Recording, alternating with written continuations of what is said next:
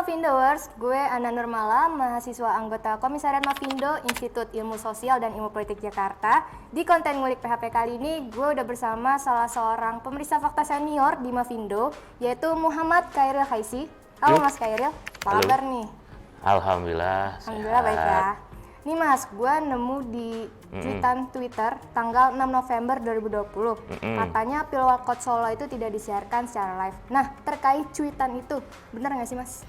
Ya, ini kayak kalau ngulik gue Pilwalkot Solo mulu ya. Iya nih. Nah, itu sudah diperiksa faktanya oleh Muhammad Faliansyah dari Universitas Amangkurat Banjarmasin.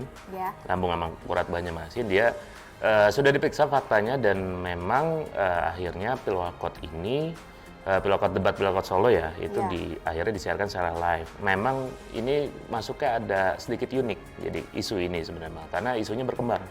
Oke, perkembangannya itu apa sih Mas? Nah, jadi sebelumnya itu pihak KPUD Solo menyatakan memang debat Pilwalkot Solo ini rencananya tidak disiarkan secara live, tapi siaran tunda.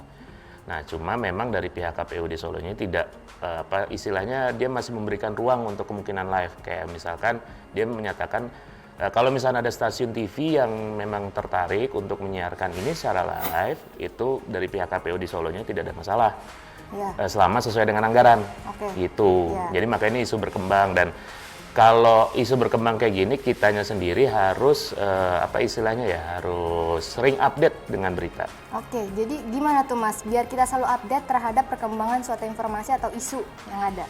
Nah, pertama kita harus update melalui portal-portal berita yang terpercaya. Nah, portal berita terpercaya itu ada beberapa kriterianya ya. Pertama itu portal beritanya harus berasal dari atau dia terdaftar di Dewan Pers. Gitu. Kenapa harus terdaftar di Dewan Pers? Karena dengan dia terdaftar di Dewan Pers, pertama isi beritanya pasti dilindungi undang-undang.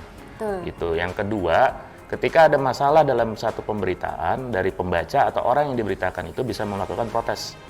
Itu protes ke pihak Dewan Pers, nanti akan dimoderasi oleh Dewan Pers gitu. Jadi dan juga bisa diberikan hak jawab si orang ini misalnya, atau yang yang merasa dirugikan oleh dari pemberitaan tertentu. Nah, selain terdaftar Dewan Pers juga ini kan banyak nih ya media-media baru. Nah, minimal banget kita harus melihat dari setiap artikel itu ada nama penulisnya. Supaya bisa dipertanggungjawabkan. Biar jelas gitu, biar jelas siapa nih yang nulis, jadi bisa dipertanggungjawabkan, kita bisa tahu, oh nih kalau misalkan berita A, misalkan Mala yang nulis, oh nih kita nanya Malanya kenapa nulisnya kayak gini misalkan gitu. Dan yang selanjutnya adalah harus ada alamat redaksi dan kontak ya. Berarti media itu yang kredibel ya Mas? Iya, jadi kalau media-media kredibel seperti itu, artinya mereka siap mempertanggungjawabkan isi beritanya gitu. Nah, jadi gitu ya Mavindowers, ketika kita menerima suatu informasi terkait Pilkada serentak 2020, kita itu harus inisiatif untuk melakukan update terhadap pemberitaan di media massa yang kredibel. Jadi kita tuh bisa tahu perkembangan isu yang ada. So, buat kalian harus tetap berhati-hati ya dalam menerima informasi di media sosial yang beredar ataupun melalui pesan berantai di WhatsApp. Gue Ana Nurmala dan Mas Khairil pamit undur diri. Sampai jumpa di konten ngulik PHP selanjutnya. Bye! Ciao!